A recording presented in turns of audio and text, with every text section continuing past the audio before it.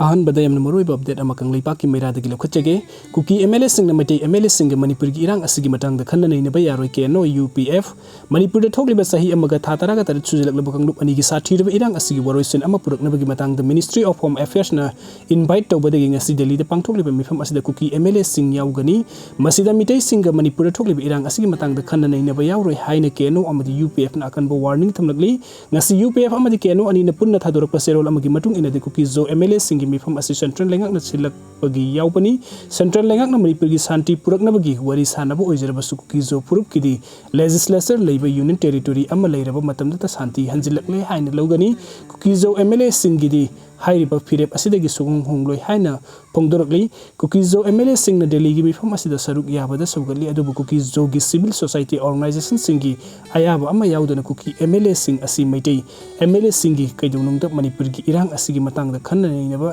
yaroi loina Kuki MLA sing na mifam hek loiba ga miyam khangnaba press conference ama pangtok kadabani haina serol asida mayek seng na palakli aduga mathangi update asina Manipur da thokliba lal asigi matang da Naga Meitei amadi Kuki Purup ki MLA amadi Minister Singh asi Delhi da wari sanakre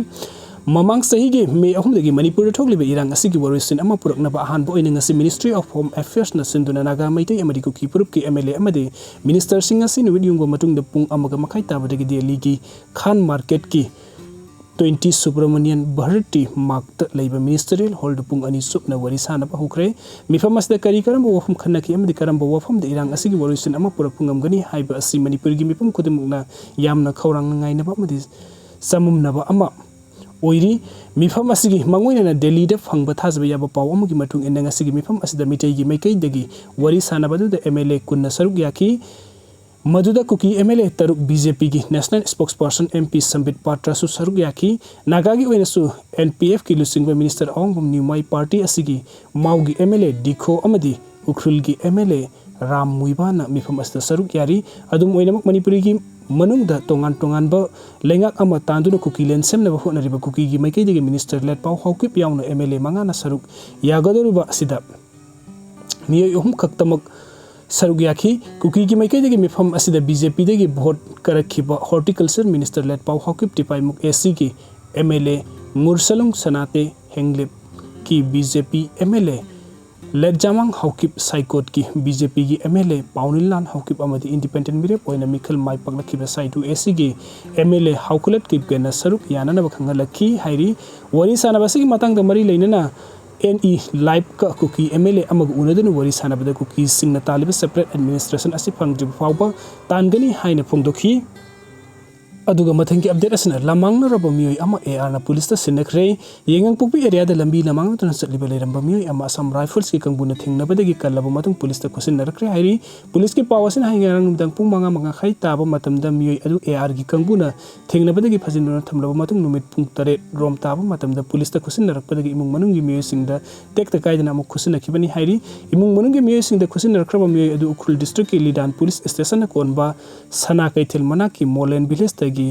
Jangkhumang haulai sahi kunga manga apokpa saiting thang haulai kawi hairi aduga mathangi update asina lal holup singi pung tarani thogi total shutdown na tampaki mafam singda pumna makhuntak lan sibiga sap manakre lamdam asigi aina thingkraba lal holup singna adungai kumjali singam samapan nifuga mapan gi October tara ga manga da Manipur na India gi saruk amu oikiba numit pu national black day haina numit asida athing batham kibaga loina ngasi ayuk pung manga dagi pung taruk forward total shutdown amadi general strike law thokiba na maram oiraga lamdam asigi mafam ayamba da kuntak lan sibiga sap manakre total shutdown asina maram oiraga Manipur gi maru ina tampaki mafam pumna makta sauna kaiba piri Imphal gi kangla mamang khoirambal kaiten Rims road Khurai lamdong kaitel singjamai kaitel na singbo mafam kaya da pharmacy na tana kaitel Pambi Nomada Sang Tabaya draw Potlam Sing Yoliba Dukan Sing Tonglo Naki, Manipuri Tampaki District Sing Hybrid Bisnupur Tawal Kaksing Imphal East West Kima Pam Sing the Total Shut Down as in a Maram Oeraga Kaitil Pam Nakide, Dukan Sing Luinamak Tonglo Naki, Lambida, Gari Setpagisang, Adumatic Hantaki, Loina School College, Amadi at the institution Sing Kaya Tong Hang Nakide, Ban as in a Maram Oeraga Bank Sing Stop Sing Tabuk